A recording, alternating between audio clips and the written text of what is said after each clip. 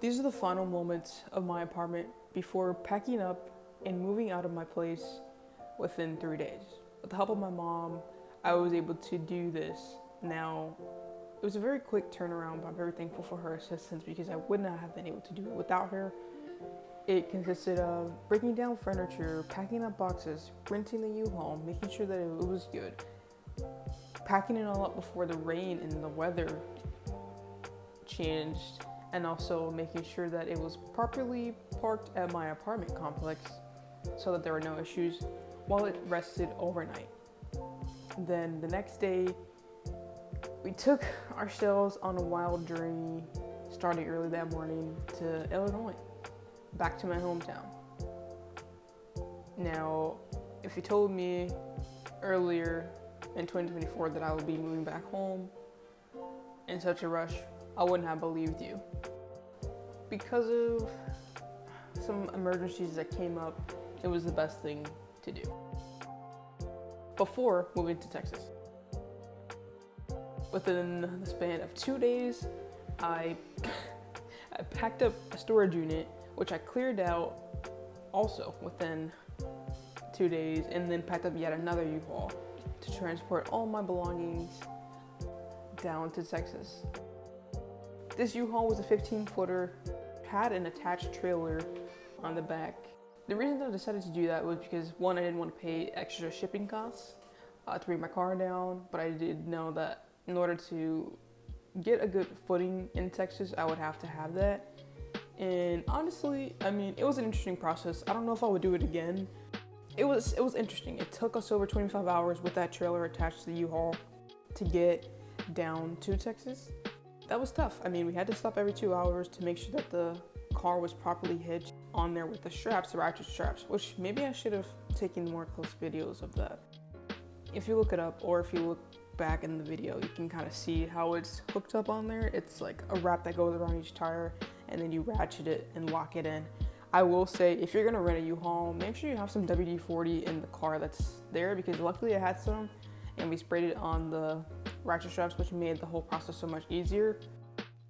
I think something that made the drive better though was just the views. That was interesting. Being in the car for that long didn't seem as long as it did, because I did have family to talk to throughout the time. And also I would suggest bringing a Bluetooth speaker, because there is no Bluetooth in the U-Haul unless you want to listen to the radio.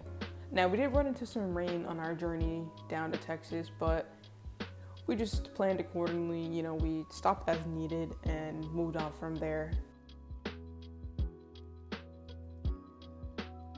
And after a long ride, my car needed a car wash, so it was a really good thing to kind of get that done as soon as I touched down in Texas. Now, I was really tired because we planned on making it to Texas originally around 11 p.m. We did not make it until about 9 a.m. that next morning, so that was unfortunate. And once we made it, we pretty much had to turn things around pretty quickly. You know, after going off of about 2 hours of sleep or less, we had to unpack the U-Haul, return it to just get things handled. And that was a rush. That day was intense, that day was a long one, but we made it through. So yeah, if you're gonna rent a U-Haul and you're gonna trail your car in the back of it, I would say get the one that lifts it off the ground. I think that was crucial for me because I didn't want to have extra strain on my tires and then have to do extra maintenance on it. So that was super awesome. But definitely make sure that you're checking every 2 hours, because there was one point where we stopped and one of the straps was off completely, one of the tires. So that was crazy. Like I said, I don't think I would do that again though, because we could only go 55 miles per hour, which dragged our 16, maybe 18 or 19 hour trip into a 24-hour plus drive. So yeah, that's crazy. It's been a few months now since my journey down to Texas, and I'm trying to get acclimated as best as possible, but I could use some work, of course, just because of the fact that, you know, when I was in Wisconsin, I had activities and friends nearby. Now that's not the same scenario, so I have to kind of start anew, which is a challenge in itself.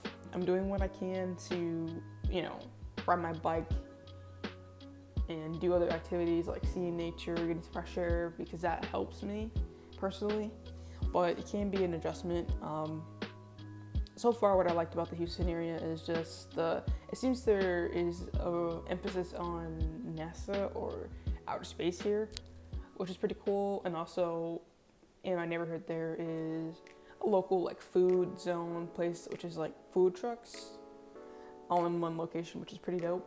And then just getting to see the new things. It seems like artists come around here for concerts, which is great because I like to go to concerts. I think that is also pretty important. The weather, I mean, that's a huge difference. I've always wanted to live somewhere where they don't really experience 4 seasons, so that's been cool. I mean, there was a bit of a freeze back in January, and I think we're headed for another freeze yet again, but it's still nothing compared to Wisconsin or Illinois.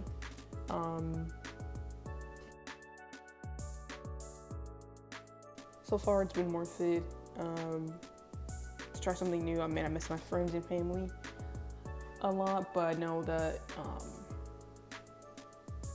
change is good, and change warrants new opportunities and new things, new experiences.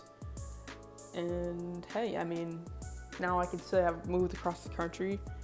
Now this is the 3rd state I've lived in my lifetime.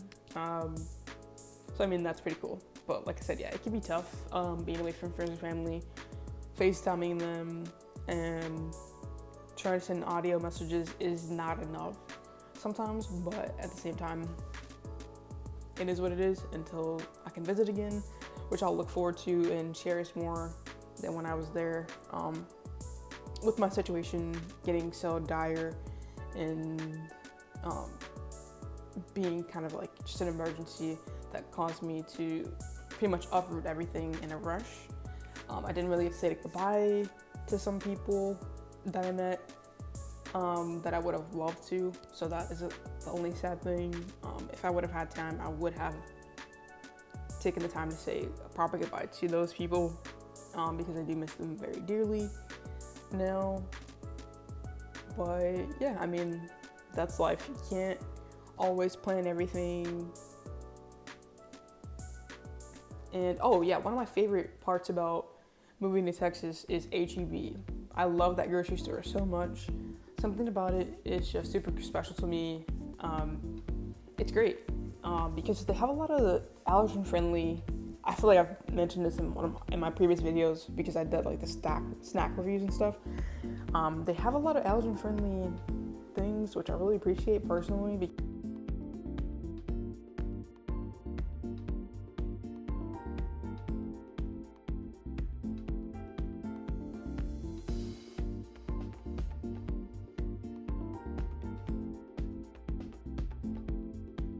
Sometimes I will eat stuff that I shouldn't, as a human does, but the best part is just having those foods there. Like, their ice cream is so good for it to be dairy-free. I can't even tell. Like, I want my grandma to try this butter pecan that they have because it literally is so good. One of the other cool things about it here is I was finally able to try In-N-Out for the first time. I've always wanted to do that, which has been great. And also, yeah, I mean, I was able to visit home for the holidays, which is also another rewarding feeling. Traveling back just in time for my mom's birthday, my sister's belated birthday, and just Christmas, and just hanging out with family was great. And then also being able to catch up with some friends was really a fun time. I got to go to this new Mexican restaurant, which was great. I love the decor inside, and I got to find out that they made salsa verde, verde pozole, which I never knew. That was cool. And then just the presentation of it all, the hospitality, the customer service, excellent. And then going to one of my old stomping grounds from my college days to get some wings with friends as well was really refreshing. And then just seeing the new changes to the campus that I almost like grew up on, that I lived at for 4 years. I mean, it was really cool. It was bittersweet because I knew that this was no longer just a short drive away, but now 16 hours plus away, or at least a short plane ride away, not a short drive away anymore. So yeah, trying to live in the moment, embrace the change as much as possible. It is a challenge to completely plant myself somewhere else, but I'm working on really just acclimating as best as I can. Getting my ID for Texas was cool. Like, the photo was hilarious, so yeah. And yeah, I mean,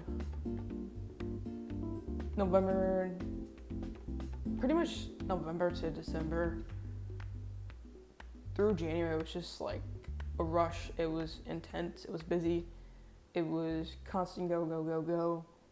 But honestly, I think that made things pass by fast. I mean, obviously, you know, you're missing your friends, your family, but you know, it makes it easier when things, at least time isn't ticking slowly. You know, it's like, I'm thankful for the opportunity to be in a space where the weather is not 4 seasons. And despite the bugs, I think I could find some activities here that will make me feel at home, because obviously I haven't had a chance to do that yet. My main priorities have been unpacking. I still have some things to unpack, but slowly but surely I will get there, and decorating my room is also essential to making myself feel at home. But also, I have my LEDs up, and that is what matters the most.